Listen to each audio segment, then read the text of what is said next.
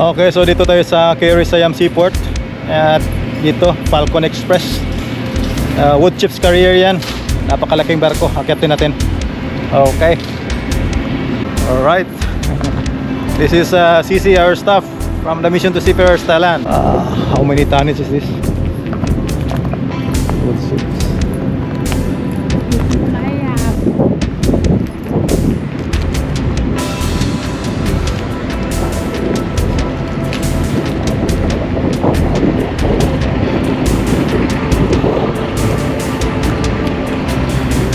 Taas nito ang akyatin nito.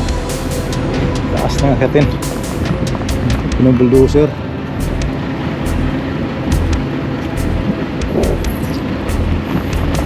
I think Filipino are here.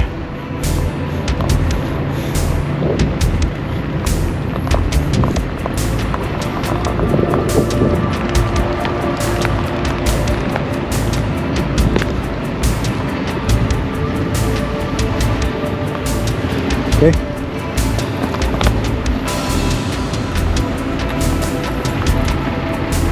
Right.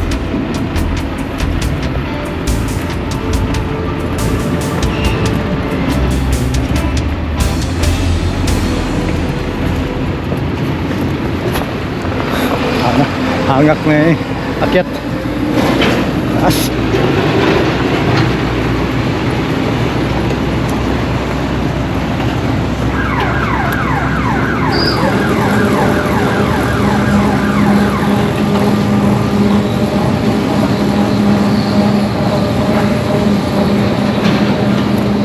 Hello. Hello, sir.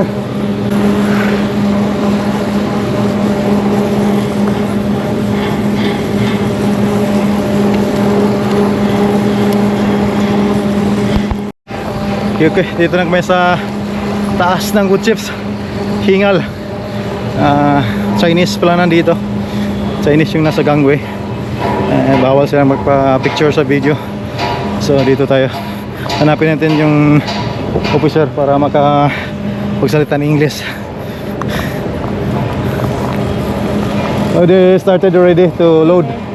So they put. We are now far from the line because we loading now. Yeah. So yeah. So all that one.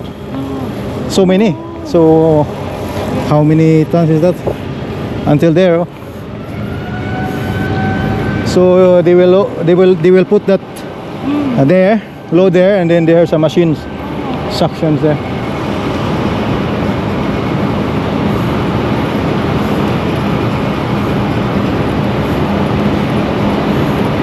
You see this one? There's a wood chips, mga eucalyptus trees pala.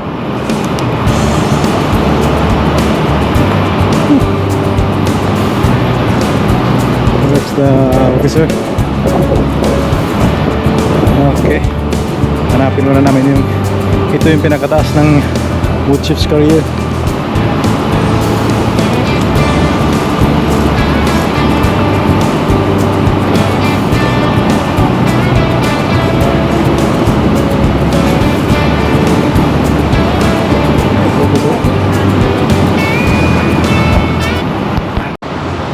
Okay sir, shout out to your family.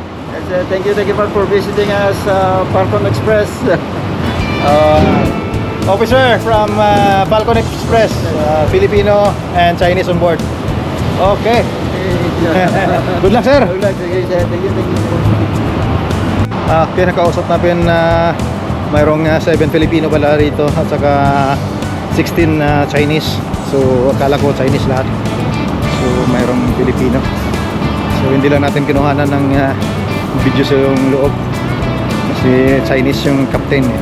So mayroon silang regulation, pero dito sa labas okay lang. Ayan, nag-stop operation pala sila kanina kasi nagkaroon ng problema yung electrical, kaya dami nagkatambay ng mga sasakyan. Ayan. So fast.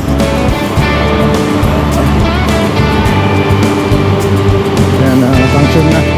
Ito function.